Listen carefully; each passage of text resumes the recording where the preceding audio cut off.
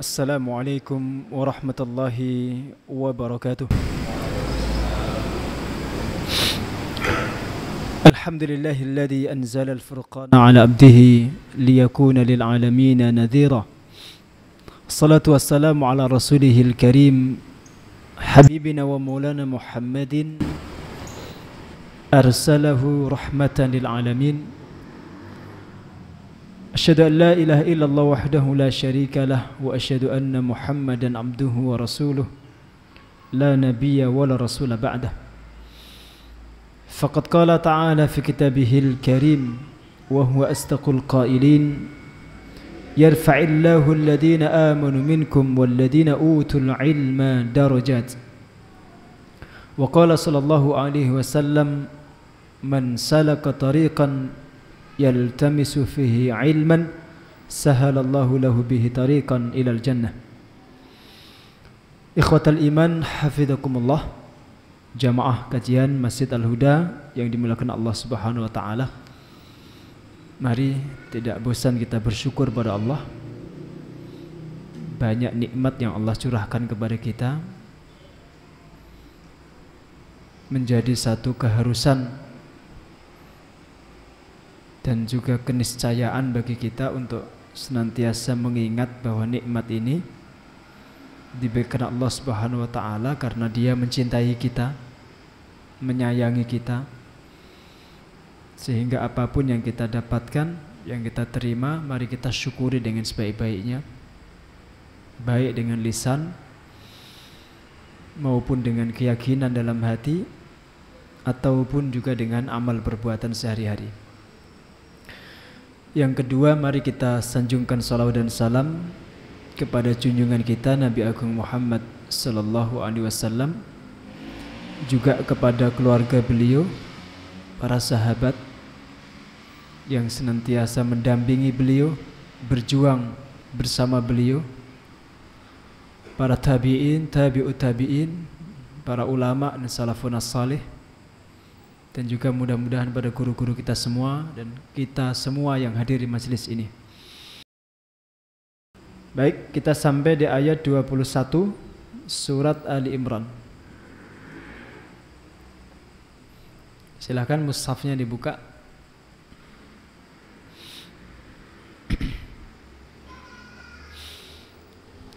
A'udzu billahi minasy syaithanir rajim. إن الذين يكفرون بآيات الله ويقتلون النبيين بغير حق ويقتلون الذين يأمرون بالقسط من الناس فبشرهم بعذاب أليم.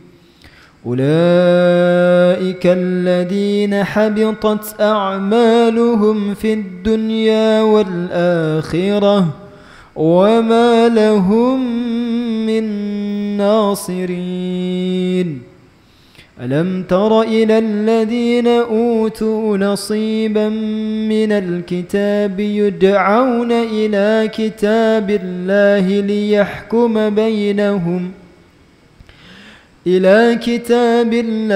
ليحكم بينهم ثم يتولى فريق منهم وهم معرضون. ذلك بأنهم قالوا لن تمسنا النار إلا أياما معدودات وغرهم في دينهم ما كانوا يفترون. فكيف إذا جمعناهم ليوم لا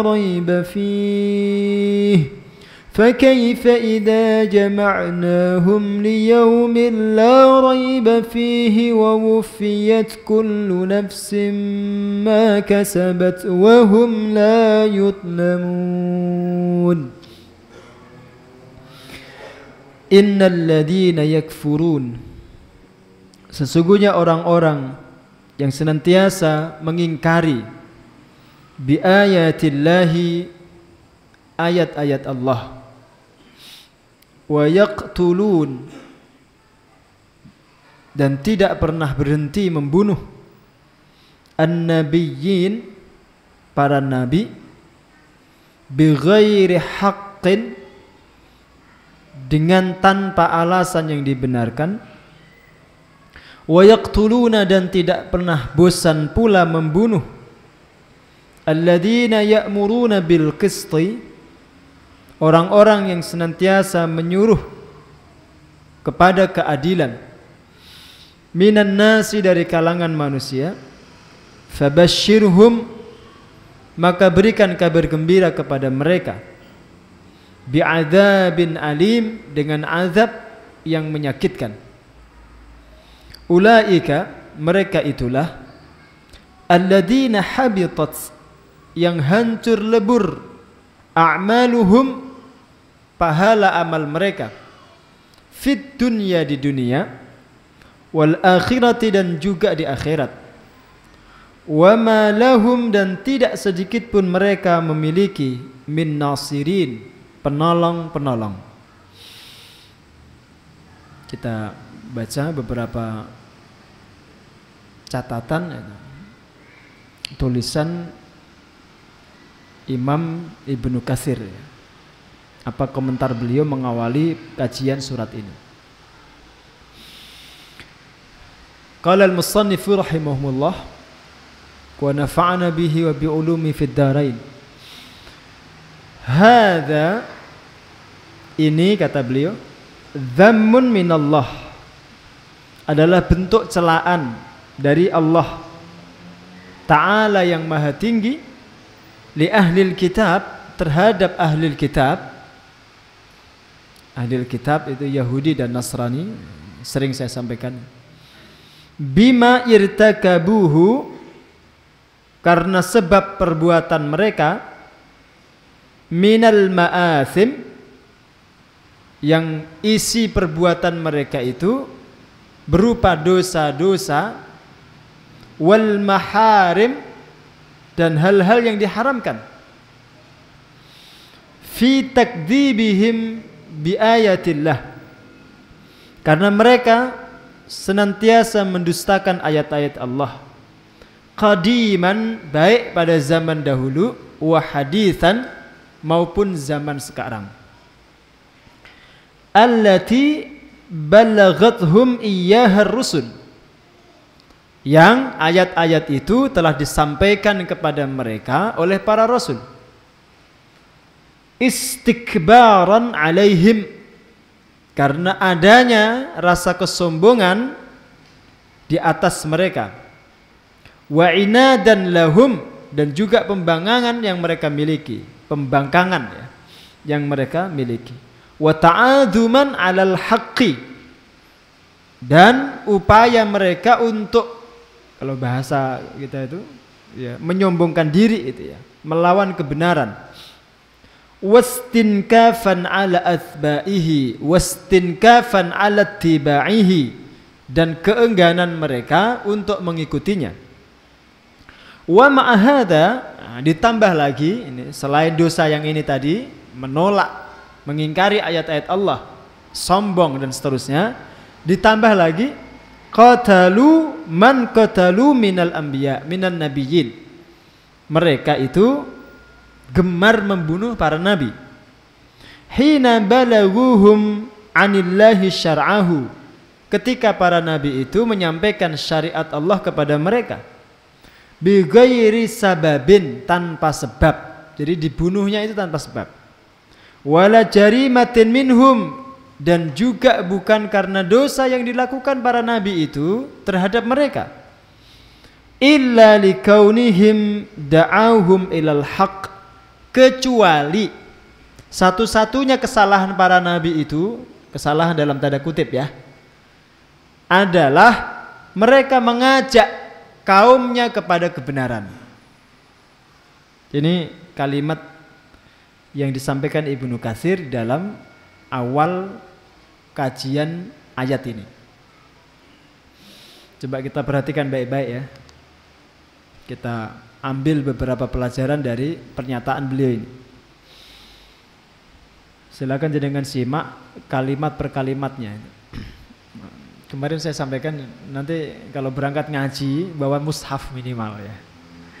Jadi bawa Quran. Kalau nggak ada catatan nanti bisa lihat di videonya. Silakan diperhatikan. Jadi ada dosa besar yang sangat besar yang dilakukan oleh ahli kitab, dan itu kata Ibnu Katsir tidak hanya terjadi di zaman dulu tapi juga terjadi di zaman sekarang dan yang akan datang. Makanya itu dibahasakan Allah Subhanahu wa taala dengan redaksi bentuk sekarang. Kalau jenengan perhatikan kalimat yakfurun dan kalimat yaqtulun, kalau saya katakan kalimat itu maksudnya kata. Kalimat fil lughatil arabiyah, kalimat dalam bahasa Arab itu maknanya kata. Jadi perhatikan itu. Yakfurun dan yaqtulun itu bentuknya mudhari, kata kerja sekarang. Dan juga bentuk yang akan datang. Padahal ayat ini menceritakan apa yang dulu mereka lakukan. Jadi kejadiannya itu sudah berlalu. Kejadian yang melandasi informasi yang ada dalam ayat ini itu sudah lewat. Tetapi redaksi ayatnya itu bentuknya mudhari. Bentuk sekarang dan yang akan datang. Artinya apa? Meskipun kejadiannya sudah berlalu, yang pernah mereka lakukan, tabiat ahli kitab yang seperti itu tidak pernah berhenti. Dia akan terus berlangsung sampai kapanpun. Nah, itu yang harus kemudian kita waspadai dan kita harus pahami ya. Isyarat itu dari pemilihan kata yakfurun dan yaktulun itu. Maka tadi dikatakan oleh Ibnu Katsir qadiman wa hadisan, baik di masa dulu maupun di masa sekarang. Apa dosa mereka itu? Dua tadi disebutkan, mengingkari ayat-ayat Allah, yang kedua membunuh para nabi. Kalau mengingkari ayat-ayat Allah itu mudah kita fahami.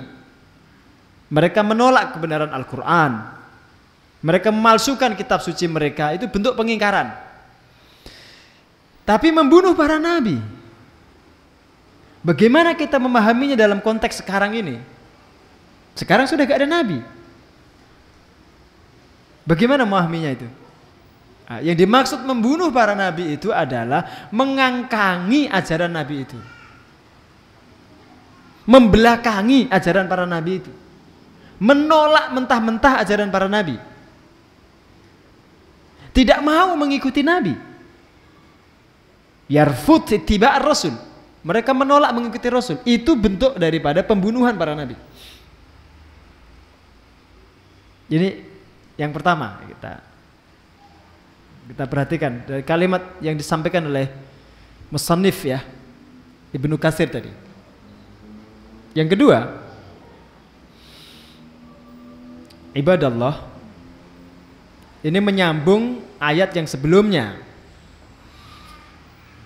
Jadi sebab musabab yang melandasi mereka melakukan dua dosa besar itu sekali lagi adalah istikbar, kesombongan, inat, pembangkangan, istinkaf, penolakan, keengganan.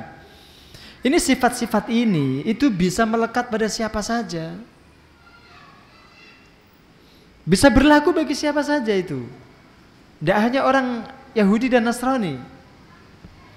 Kalau sifat istikbar, sifat sombong ini ada pada diri seseorang, meskipun dia mengaku muslim gitu, dia sangat mungkin menolak kebenaran ayat-ayat Allah. Dan itu yang tidak boleh ada kita pada diri kita. Saat kita membahas orang-orang Yahudi dan Nasrani, jangan pernah melupakan bahwa sifat mereka itu bisa kita ikuti tanpa sadar. Hati-hati. Kalau kita menuju orang itu, Itu satu jari telunjuk kita pada orang itu, tapi yang 4 menuju pada diri kita sendiri. Maka mawas diri itu penting. Jangan kita membahas dosa orang lain, tapi melupakan diri sendiri. Sehingga sifat orang yang kita bahas itu justru kita lakukan. Contoh begini. Contoh ya.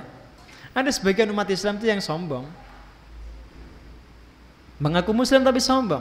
Tidak mau menerima ayat Allah. Menolak kebenaran Al-Quran. Ada enggak kira-kira itu di tengah-tengah kita? Oh, banyak sekali. Ayyuhal muslimun, ta'alau ila tahkim bi syariatillah. Wahai umat Islam, ayo kita menggunakan hukum syariat Allah. Ditolak enggak itu ajakan itu? Ditolak. Yang nolak siapa? Umat Islam sendiri. Maka sampai sekarang perjuangan kita untuk menjadikan syariat itu menjadi landasan hukum di negeri kita, ini masih butuh proses yang panjang sekali. Belum tentu kita meninggal itu sudah berhasil. Bisa jadi sampai 4-5 generasi itu baru akan berhasil. Selama yang menolak umat Islam sendiri, perjuangan itu sangat berat sekali. Ayo kita gunakan syariat Islam. Pertama, karena itu perintah Allah. Sama seperti perintah sholat, jangan dibedakan. Perintah menerapkan syariat Islam itu dengan perintah sholat itu sama. Kilahuma min indillah, keduanya itu dari sisi Allah. Wa kilahuma ibadah, dan keduanya itu ibadah. Kenapa sholat diterima, syariat Allah dalam hukum itu ditolak? Coba, ini contoh nyata itu. Maka mengkampanyekan ide-ide seperti ini, jangan pernah ragu-ragu. Tidak usah takut. Ya, jangan kemudian kita takut dituduh puritan, dituduh radikal, nggak usah takut. Fundamentalis, nggak usah takut. Sampaikan aja terus. Ini bagian daripada tabligh. Dan tugas Rasul menyampaikan. Ya, nanti kita bahas resikonya. Ayat ini juga bahas resiko itu. Jadi kita pahami itu, kita pahami baik-baik ya. Itu contoh aja itu. Nah, kenapa umat Islam sendiri menolak itu ajakan untuk menggunakan syariat Allah? Ya ibadallah, ini ayat ini menjelaskan juga. Sebabnya itu satu juga, istikbar, sombong itu. Siapapun yang menolak syariat Allah itu dia sombong. Dia sombong dia. Sama orang diajak sholat gak mau sholat itu sombong. Alasan paling mendasar itu sombong itu. Gak mau sujud kepada Allah, sombong itu. Ya, kesombongan. Dan itu sifat ahli kitab, bukan sifat kita sebenarnya. Nah, maka ketika kita kaji ayat ini, ayo kita gunakan dulu ayat ini untuk membenahi diri kita dulu. Islahun nafs awalan. Membenahi diri kita dulu sebelum kita serukan ayat ini kepada ahli kitab. Jangan sampai nanti justru kita mengajak mereka, ternyata sifat mereka kita pakai, sehingga kita akan diwelehke itu. Tahu diwelehke ya? Ahli kitab akan mengajak kita itu diwelehke dalam bahasa Jawa itu. Kalian sendiri aja nggak konsisten menggunakan Quran kok mengajak kami mengikuti Quran. Coba. Jadi alasan yang pertama tadi itu kesombongan ya. Makanya Rasul mengatakan ini kalimat yang disampaikan Rasul sallallahu alaihi wasallam, al-kibru batarul haqqi wa ghamtun nas. Yang disebut sombong itu adalah menolak kebenaran dan merendahkan orang lain. Itu dua sifat yang ada, kalau ada dalam diri seseorang, orang itu disebut mustakbir, orang yang sombong. Dia menolak kebenaran yang datang dan merendahkan orang lain. Itu otomatis. Kalau dia menolak kebenaran hanya karena yang membawa itu orang yang tidak punya status itu, maka dia sombong. Dia sombong. Yang datang kepada Fir'aun, la'natullah alaih, itu adalah anak pungutnya Musa alaihissalam.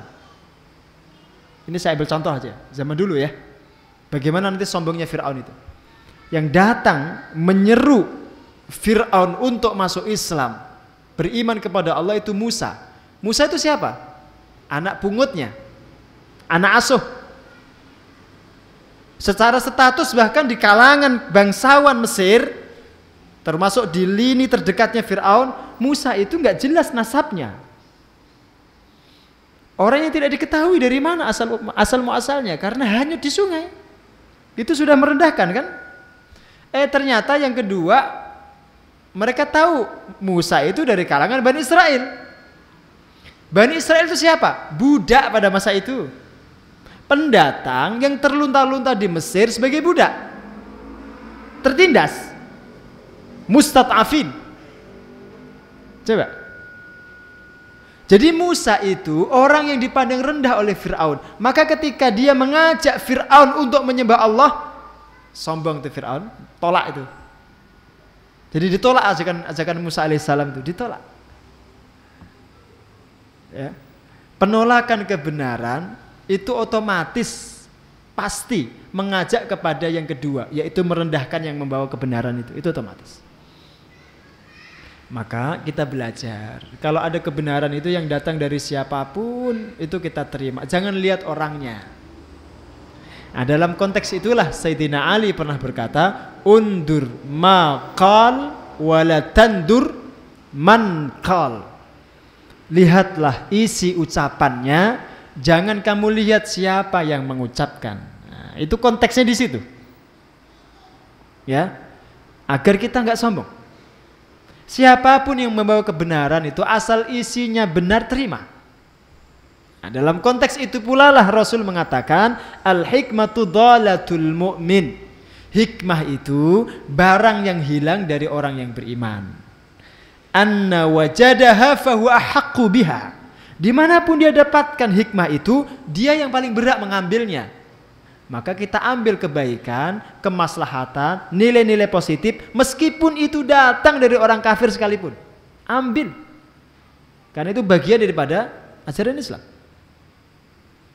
Ini yang kedua.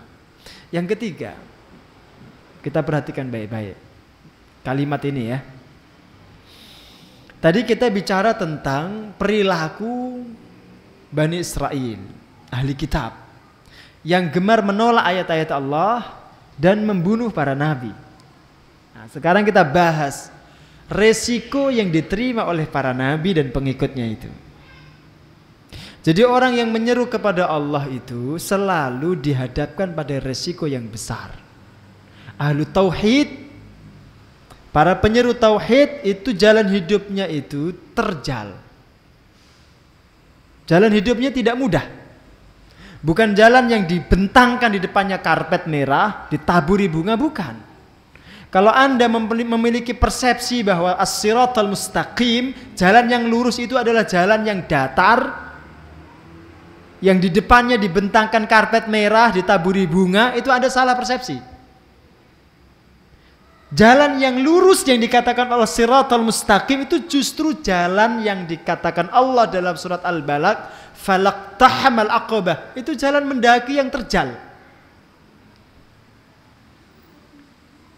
Yang melewati jalan itu tidak banyak. Para pejuang kebenaran itu selalu minoritas jumlahnya. Enggak banyak, itu sedikit. Karena jalan itu penuh dengan onak dan duri. Resikonya besar. Tantangannya berat. Maka yang ada di jalan itu sedikit.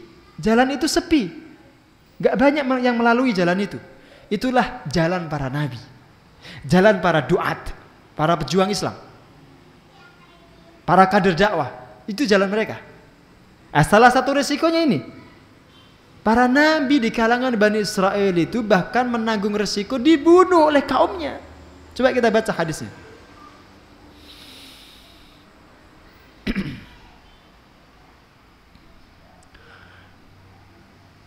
Haddatsana Abul Hasan Maula li Bani Asad. Telah menceritakan kepada kami Abu Al-Hasan, mantan budak Bani Asad, an Makhul, dari seorang tabi'in namanya Makhul. An Abi Qabisah ibnu Dhu'aib al-Khuzai, dari Abu Qabisah ibnu Dhu'aib al-Khuzai, an Abi Ubaidah ibnul Jarrah, dari Abu Ubaidah ibnul Jarrah radhiyallahu anhu, semoga Allah meridai beliau. Beliau berkata, qultu, aku pernah berkata. Yang berkata siapa ini? Abu Ubaidah ibnul Jarrah. Ya Rasulullah, wahai utusan Allah, ayun nas asyaddu adzaban yaumal qiyamah, manusia macam apa yang paling keras siksanya pada hari kiamat? Siapakah yang paling keras siksaannya pada hari kiamat?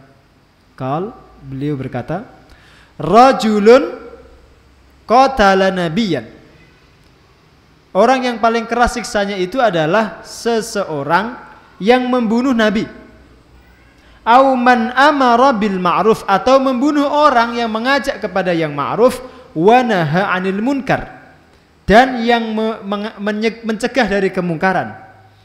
Tsumma qara'a Rasulullah innal ladzina yakfuruna bi ayatillahi wa yaqtuluna an-nabiyyina bighairi haqqin ila akhiril ayah. Kemudian Nabi membaca ayat ini tadi. Coba kita perhatikan itu ya. Jadi Rasul menyebut bahwa yang paling keras siksanya pada hari kiamat itu adalah orang yang diceritakan Allah dalam ayat ini, yaitu orang yang membunuh para nabi dan membunuh orang yang mengikuti jejak para nabi.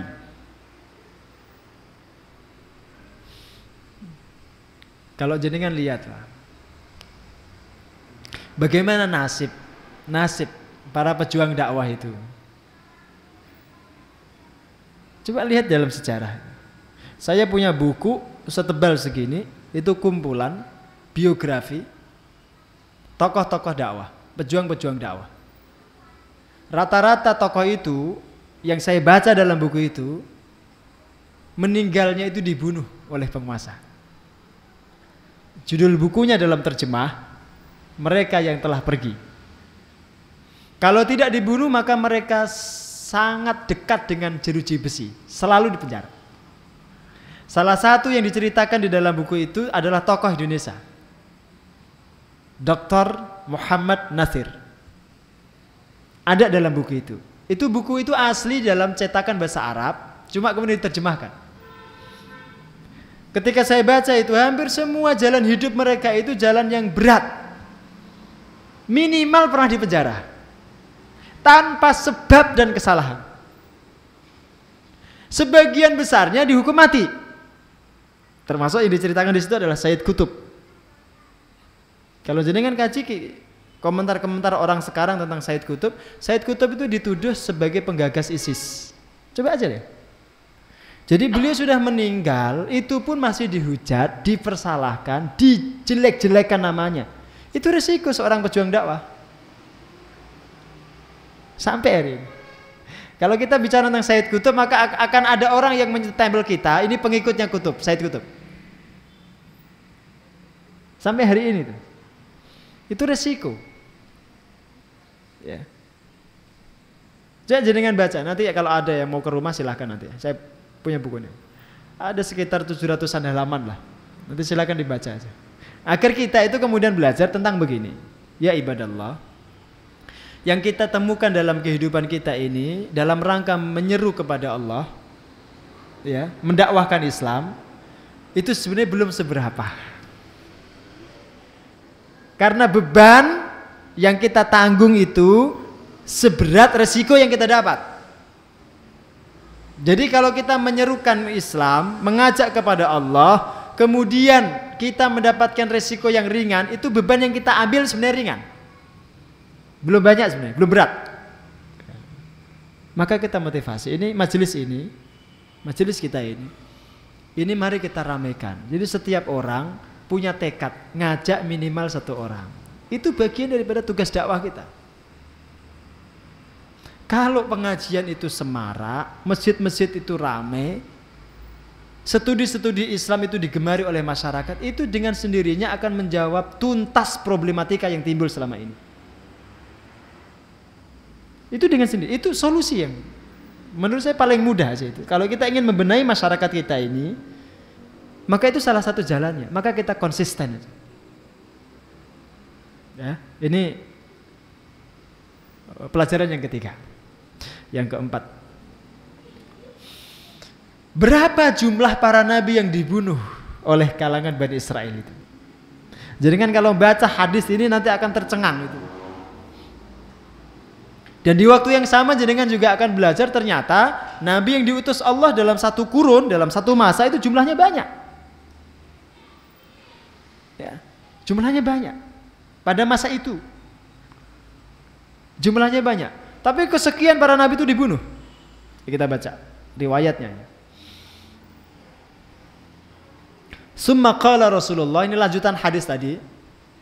Summa qala Rasulullah, kemudian Rasul berkata setelah membacakan ayat tadi, Ya Aba Ubaidah, wahai Abu Ubaidah, qatalat Banu Israel, Bani Israel itu telah membunuh 43 nabiyan, 43 nabi, min awwalin nahar, di waktu pagi, wa fi sa'atin wahidatin, di satu waktu sekaligus, itu satu itu ya, kalau kita 1 jam itulah, itu 43 nabi yang dibunuh.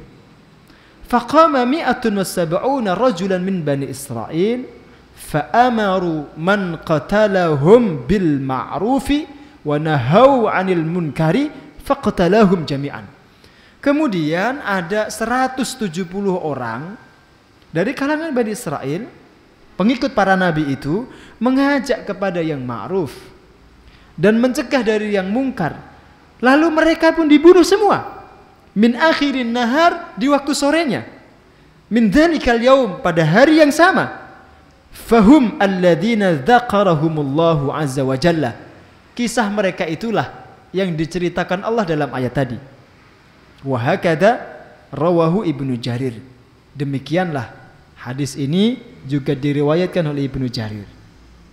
Jadi nabi yang dibunuh jumlahnya 43, sedangkan para dai, pengikut para nabi yang dibunuh itu jumlahnya 170. Itu jumlah yang tidak sedikit dalam satu hari coba. Jadi sekitar 200 orang dibunuh dalam satu hari. Sebagiannya para nabi, sebagiannya para pengikut nabi yang taat, yang giat melakukan amar ma'ruf nahi mungkar itu. Ya. Maka kalau kemudian kita lihat umpamanya ada resiko sebagian orang dibunuh karena perjuangan, yaitu bagian dari. Itulah yang dikatakan qulil haqqa walau kana murran. Sampaikanlah kebenaran itu meskipun jalannya pahit. Itu yang merasakan pahitnya jalan itu bukan objek dakwah, tetapi para pelaku dakwah itu, para kader dakwah itu. Ya kita nggak nantang-nantang resiko, tapi seperti itulah. Ini kalau kita mau tanya coba kita bareng-bareng merenung, kita tanya. Ini mumpung direkam. Nanti kalau muncul di YouTube biar dilihat oleh banyak orang. Skalanya nasional itu. Saya mau tanya jenengan. Konteks sekarang ini. Apa kesalahan Ustadz Abu Bakar Ba'asyir itu? Coba jenengan. Jenengan penggalih baik-baik. Bisa. Kenapa Pak? Bisa. Hah? Bisa. Kesalahannya apa coba? Tidak jelas toh? Enggak, dia orang Indonesia kok visa itu. Urusan imigrasi kan? Urusan imigrasi itu kesalahan yang dicari-cari. Karena dari sekian banyak catatan dan rekam jejaknya itu tidak ada yang mungkin dijadikan delik, maka itu yang jadi. Ya itulah jalan para pejuang. Orang sudah sepuh seperti itu dipenjara tanpa sama sekali sebab yang jelas tadi, dan perlakuannya juga begitu tidak manusiawi. Beliau dilepaskan aja itu di luar penjara, beliau nggak bisa ngapa-ngapain kok, udah sepuh. Apa yang bisa beliau lakukan? Dan itu terjadi tidak cuma di Indonesia. Kita punya tokoh di Palestina, Syekh Ahmad Yasin itu, orang tua yang ringkih. Tubuhnya itu lumpuh, kurus kering, buta. Tidak bisa ngapa-ngapain itu. Tapi begitu takutnya orang-orang Israel, sampai-sampai untuk membunuh beliau itu pun dikerahkan itu satu pesawat tempur paling canggih di rudal itu. Coba, itu jalan para pejuang. Jadi tidak ada kesalahan. Tadi persis seperti yang disebutkan tadi itu. Bighairi sabab, tanpa sebab. Wala jarimatin minhum, tanpa ada dosa yang mereka lakukan. Tidak ada.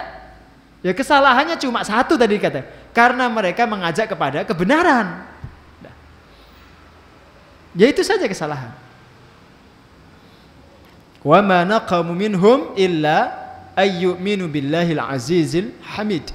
Kalau jenengan baca dalam kisah perang Ashabul Ukhdud di surat Al-Burid itu sama. Mereka tidak membunuh para dai itu kecuali karena para dai itu beriman kepada Allah. Sudah, kesalahannya hanya itu. Mursi, Presiden Mursi, itu salahnya apa? Presiden yang hafidh Quran, yang gajinya bahkan tidak diambil, diberikan kembali pada rakyat. Mimpin kurang dari 1 tahun. Untuk benahi Mesir tidak mungkin waktu yang begitu cepat itu bisa dia lakukan. Tetapi kemudian dikudeta, sampai hari ini dipenjara tanpa pengadilan. Ribuan pendukungnya dibunuh. Data yang saya dapat itu sedikitnya 7.000 orang dibunuh di tengah lapangan dengan pesawat tempur oleh jenderal yang sekarang mendaulat dirinya menjadi presiden, Abdul Fattah As-Sisi itu. Kesalahan Mursi itu apa? Satu-satunya kesalahan Mursi itu karena dia pernah dengan lantang mengajak 2 hal. Rakyatnya diajak menerapkan hukum Islam, syariat Islam itu satu, itu kesalahan Mursi. Yang kedua, mengajak seluruh pemuda Mesir untuk tumpah ruah di Palestina, membebaskan Al-Aqsa. 2 itu kesalahannya. Itu yang dihadapi oleh para pejuang. Terlepas dari golongan apa ya, terlepas dari ormas apa itu. Maka saya ingin mengingatkan, ada foto itu naskah nasional. Jenengan harus baca itu bukunya, saya ada di PDF. Bahkan foto itu juga di-share di media sosial sekarang, di Telegram, di WhatsApp.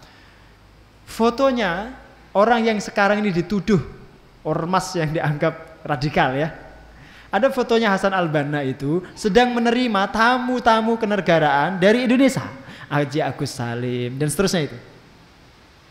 Di kantor ormas yang dianggap radikal itu. Apa ormas Hasan Al-Banna itu? Ikhwanul Muslimin itu dianggap radikal kan? Kenapa Haji Agus Salim itu ke sana menemui Hasan Al-Banna? Ini pertanyaan yang kita harus bahas. Haji Agus Salim itu berterima kasih kepada Hasan Al-Banna karena Hasan Al-Banna itu adalah salah satu tokoh yang mendukung kemerdekaan Indonesia. Bahkan radio Ikhwanul Muslimin itu tercatat pertama kali menyuarakan kemerdekaan dan proklamasinya Bung Karno. Dan beliau pula yang mendesak pemerintah Mesir saat itu untuk mempropagandakan kemerdekaan Indonesia. Ini momentum 17-an agar kita ingat. Tolong falsafah yang diajarkan Bung Karno itu jangan kita lupakan. Jas merah. Jangan sekali-kali melupakan sejarah. Kalau tidak ada saudara kita di Timur Tengah yang mengakui kemerdekaan kita, maka para pejuang kemerdekaan itu selamanya dianggap pemberontak oleh dunia internasional. Suara lantang Bung Karno tanggal 17 Agustus nggak akan pernah dianggap. Maka kita berterima kasih pada mereka. Dan itu diwakili oleh Haji Agus Salim dan rombongannya.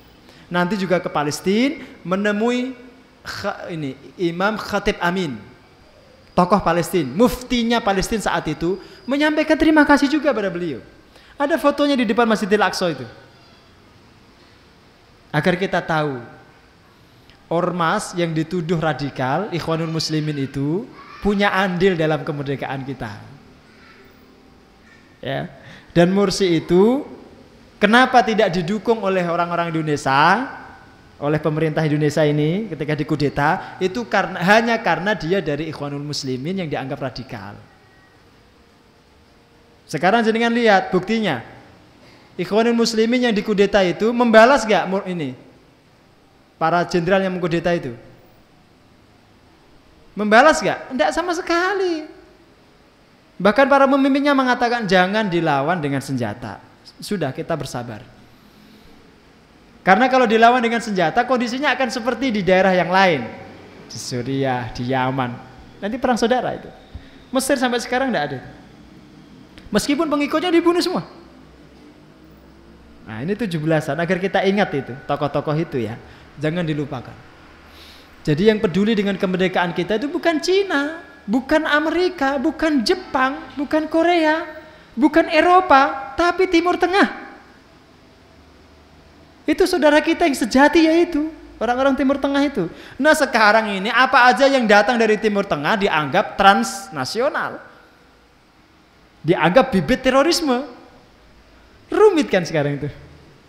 Jadi yang teman itu dianggap lawan, sementara Cina, Amerika yang musuh itu dianggap teman. Nah, kita belajar. Tapi itulah resiko.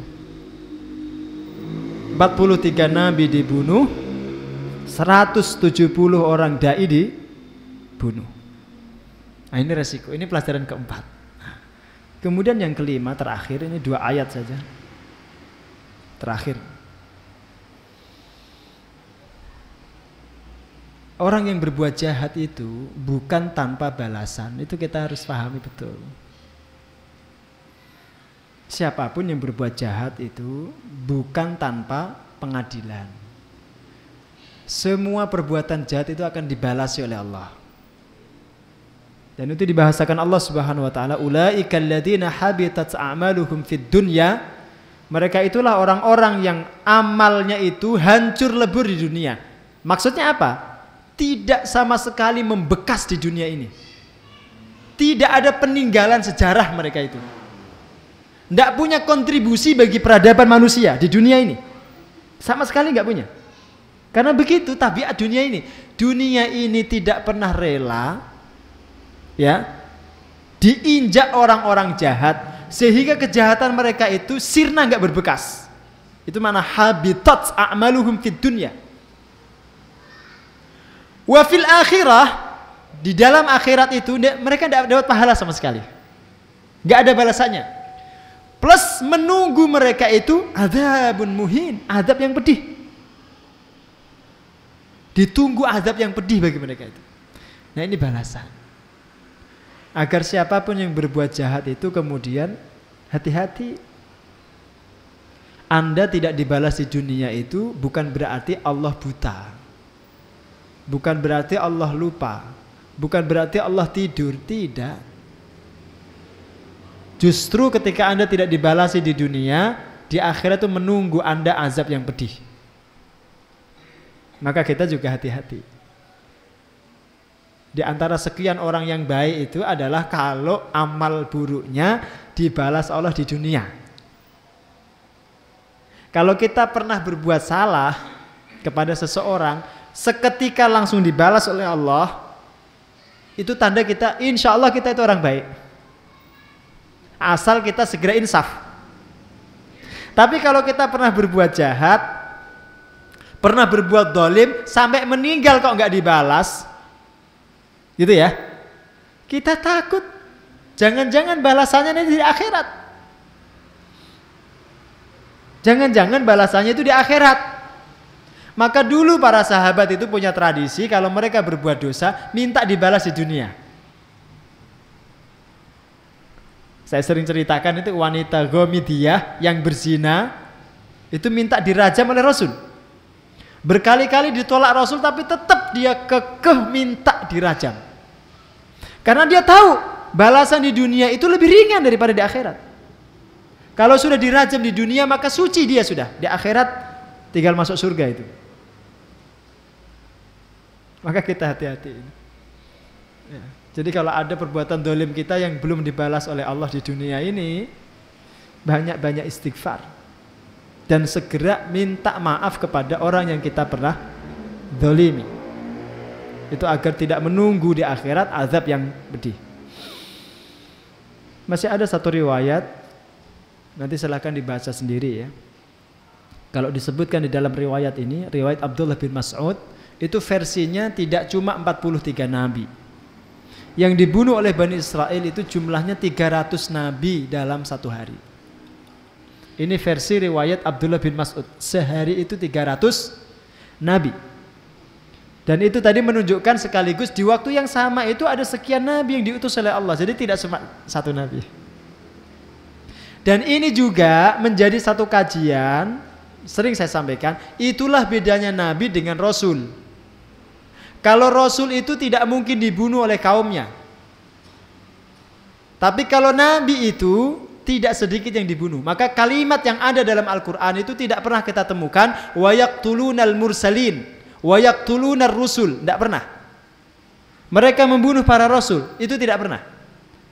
Selalu kalimatnya kalau tidak wa yaqtulunan nabiyyin wa yaqtulunal anbiya. Jadi yang dibunuh itu para nabi.